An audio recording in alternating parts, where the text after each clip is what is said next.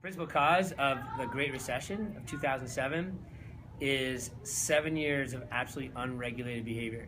So basically, we saw a highly regulated economy through the 1990s, and then with the presidency of George W. Bush and Dick Cheney, and then when the Republicans took over the Senate and the House, they basically deregulated Wall Street to the point where there was no oversight. There was no federal oversight. So when it came down to people, when people had to were getting mortgages, when banks were lending money, okay, there wasn't the oversight that there used to be.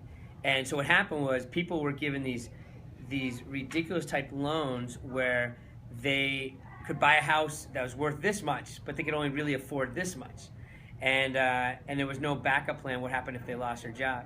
And so in 2007, when the economy tanked and people lost their job and lost their savings, they couldn't pay for that mortgage, and they shouldn't have had that mortgage in the first place. And then, so when they lost their job, they couldn't pay that mortgage. They defaulted on their loans. Therefore, the bank took over their house, and they lost everything. And so, and then for basically when I went to get to buy my first house through Wells Fargo, the guy said to me, "So you're a teacher, right? But you're also a bartender on the weekends." And I'm like, "No, I'm not." He goes, "Yes, you are," because he wanted my income to be this much, so I would buy a house this much because he would make more money from a bigger loan. And so fortunately, I had the mindset to be like, "No, I can only afford this much," but most people went with that extra mortgage. And so you guys see the big. So I think when you go to the root cause of the financial crisis that we just experienced and try to figure out exactly what the drivers were, I think it's a very complex question because on one hand, I think it's unfair to say, oh, this was a crisis that was really driven by Wall Street and the bankers there. It's also, I think, unfair for Wall Street to turn around and say this crisis was really fundamentally driven by some of the government regulations to acquire new mortgages into areas that didn't really justify that. So, and that really created some of the demand for some of the products that ultimately led to the crisis. So I really think it was a confluence of events. I think the rating agencies also were complicit here when you look at some of their involvement and some of the fact that they were rating some of these securities at AAA when in fact I think we now all know that they weren't AAA. So you have that. And the fact is you had an environment where everybody was winning.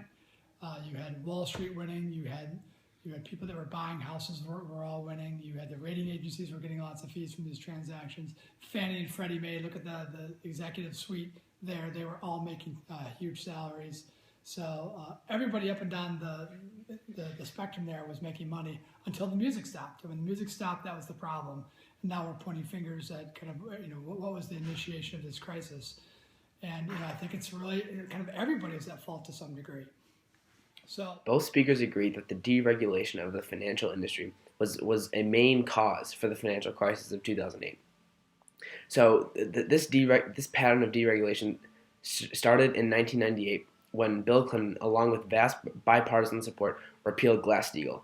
Essentially, this allowed for the formation of commercial and investment banks. So if the average Joe put their money into a commercial bank, it was being invested and controlled by essentially an investment bank. Fast forward to 2000 when a bipartisan Congress passed the Commodity Futures Modernization Act, which essentially deregulates credit default swaps.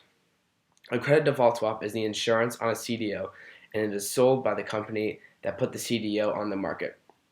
Essentially, the credit default swaps are huge bets against the CDO in turn for a semi-annual fee paid to the company they bought it from. And the company they bought it from, which is the company that put the CDO on the market, uses those fees as insurance for their CDO.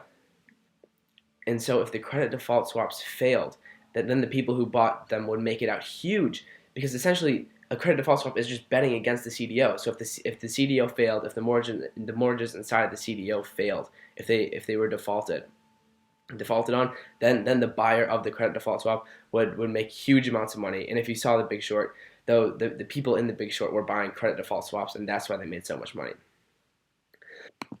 All right, so the next and last piece of deregulation took place when the SEC proposed its system of voluntary regulations for the biggest banks.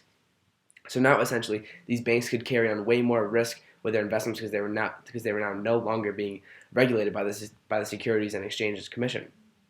So at the time, the safest investment, the most lucrative investment was in mortgages because the housing market kept going up and up and up. Even if a bank gave out a mortgage and the buyer of the mortgage defaulted on their loans after a year or two, the house, their property would be worth more in the year that they defaulted on their loans than it would be in the year that they bought the house.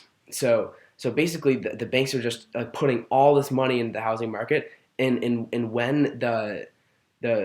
when huge rates of mortgage delinquencies started happening back in 2007, 2008, and that's when it all went under. So when banks are putting down like 500 grand to buy these houses, now all of a sudden like it was worth like 350 grand, and so basically these banks went under, and then especially the companies who securitize mortgages, now they also had to deal with the fees from the credit default swap, so they had to pay they had to try to pay those off. Like that's why AAG went under. They owed like 440 billion in credit default swaps, and they only had like 60 billion in current investments left. So that was all done for AIG. Like same thing with Lehman Brothers, same thing with Bear Stearns. So really the big fall of the financial crisis was just the over allocation of money and of investments towards the housing market. Like everything was just poured on the housing market. Everything was put on the backs of the success of the housing market, and then when it collapsed, the entire system collapsed.